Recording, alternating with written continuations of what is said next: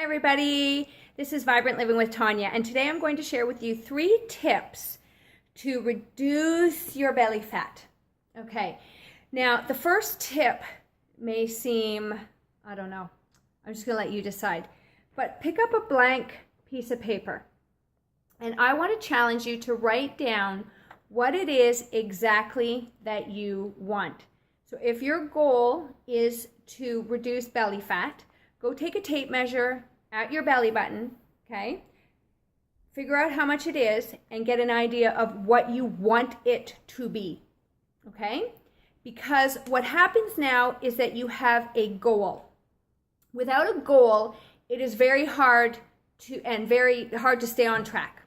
So, for example, I like to say to my clients, if I say, where are you going? And they say, well, I'm not really sure. And then so I say, well, if I sat in a car with you and I said, where are we going? And we just kind of went back and forth about, well, I don't know, where do you want to go? Well, I don't know, where do you want to go? I don't know, well, where do you want to go?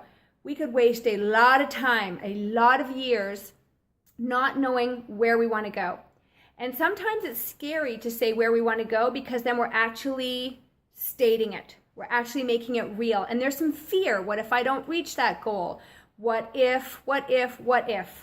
So what I say to you is until you write it down on a piece of paper where you want to go, you're going to keep going off to shiny stars and you're going to get off track. And then years are going to go by because you're sitting in that car not knowing where you want to go, and so you're not going to get closer to your goal. So get a piece of paper. This is your life.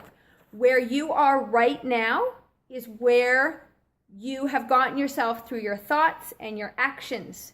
So own your body, claim it. You have created it. And you know what the amazing thing is that you get to now go wherever you want to go with it. It's going to take time. You're going to need patience, but you need a roadmap. So right on there, this is where I'm going. This is what the size of my waist is going to look like. This is a picture of it, so get a picture.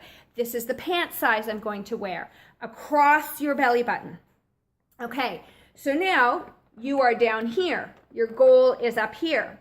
Now, you could do a straight line, which is very unlikely, okay? It's going to go up and down and squiggle because if I say to my girlfriend, hey, listen, let's go to Toronto, I can get to Toronto 10 different ways.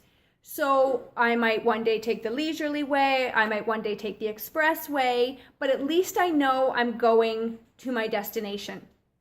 Now, don't worry about house and all the rest of it. You really have to get where you want to go. So get your goal. Then the next thing is every time you make a decision, every single time, you need to start to become conscious. And you ask yourself, is this getting me closer to my goal or further away from my goal? And in that moment, you get to decide if you're going to take the express route or if you're going to take the meandering route. Okay, got it. I took a lot of meandering routes, trust me. You also may find that you go up and you're on highs and then you hit a valley, something happens in your life and you go down on the lows. But when you have a goal, you tend to keep yourself focused. You have set the intention and you're going to end up there, or at least close to there. You may not ever actually get to your specific number, but say you had a waistline of, I'm just going to throw it out there, 42 inches. And you got to 36 inches when you wanted to get to 32 inches. Well, that's a lot better than staying at 42 and perhaps going up to 45, 46, 47, 48, because if you don't get a control of what's going on, you're going to keep going in the direction of where you're going. So I hope that makes sense. Okay, the other thing is we hear a lot about this, but it's sleep. It is really important to get at least 7 to 9 hours of sleep. The less sleep we get, we tend to need more immediate energy, which means we're reaching for higher carb snacks, okay? So really important to get a proper night's rest. And listen, I've burned the candle at both ends, but what I have to remember is when you make a decision to, say you go to bed at midnight now, if you can go to bed at 11:45 for this week, 11:30 the week coming, and slowly but surely, gradually shift that back, because the amount of sleep we actually get before midnight is way more restorative. So ideally we want to try to get to bed around 10 o'clock. And then aim for 7 to 9 hours of sleep. I love my sleep. I actually get quite a bit of sleep. So when you don't sleep, you're going to reach for higher carb snacks, and you're also increasing your belly fat. So just decide that if you're up and you're late and you're burning the candle at both ends, you're consciously making a decision to take the meandering route to your goal. Okay. The other thing is, oh my God, I used to love Kahlua. Okay, I used to drink a lot of this and wonder, why do I still have my muffin top? Why do I still have that belly fat? I'm eating salads. Yeah. And then, well, I don't know if I was, because I was in my 20s. I can't even remember what I was eating back then. But I drank a lot of Kahlua and milk and cream and Baileys and red wine and Long Island iced teas and yuck. You know what? If I could redo that all, I don't even know if I would touch the stuff anymore. But I'm not saying not to drink. I'm saying find what resonates for you. And I don't drink nearly what I used to drink, because my goal is I want my flat tummy. And this takes work. It's not by accident that I have this. I work for it because my choices take me closer to what I want, not further away from it. So you know what? I'll enjoy a nice glass of Prosecco, a glass of red wine, but I'm picky. So when I drink now, it's got to be good. I have to really want it. If not, I'll have water or kombucha, and that satisfies me. I don't need the alcohol. But if you're still enjoying drinking, try to look for better choices. So one of the things I mentioned with my clients is go for alcohol that is lower in sugar. So stay away from the Kahlua, the Baileys, the bottled drinks. Stick to beer and wine, or like vodka and soda, tequila and soda, like very basics. None of these sugary alcoholic drinks that they're bringing out onto the market. The other thing is have a drink, have a glass of water. Have a drink, have a glass of water. So really adding that water in between.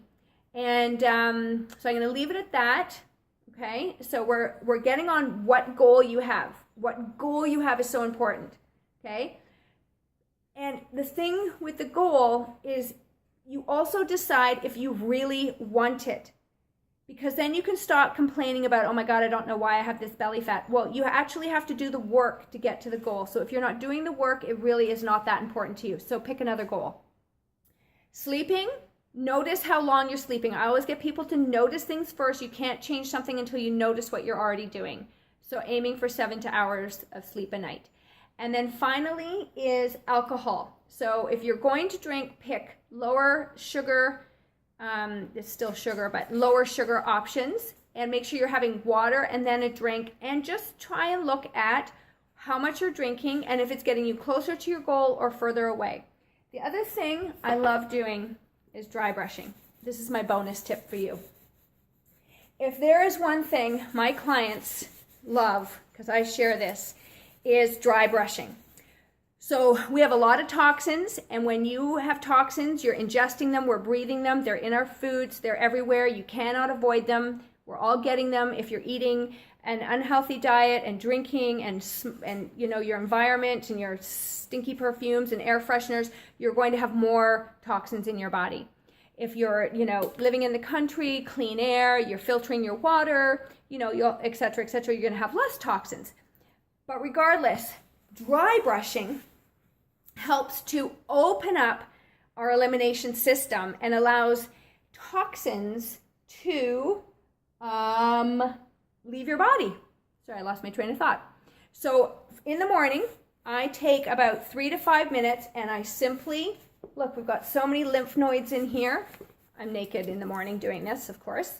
And you brush towards your heart. So I would start at my feet and brush all the way up and go on the belly. So I really encourage people to dry brush. And I have the most amazing dry brushes. You can get whatever you want, but if you want to know what I use, by all means, just put a little, tell me where you get your dry brush, and I'd be more than happy to send you the link. All right, everybody, let's get that belly fat gone, because you know what? Not only does it look gross, but it's unhealthy. It's leading you to heart attack, diabetes, etc. It does not belong on your body, and you can start to take steps to get rid of it. Healthy hugs, everybody. Live vibrantly. Life is awesome. Bye.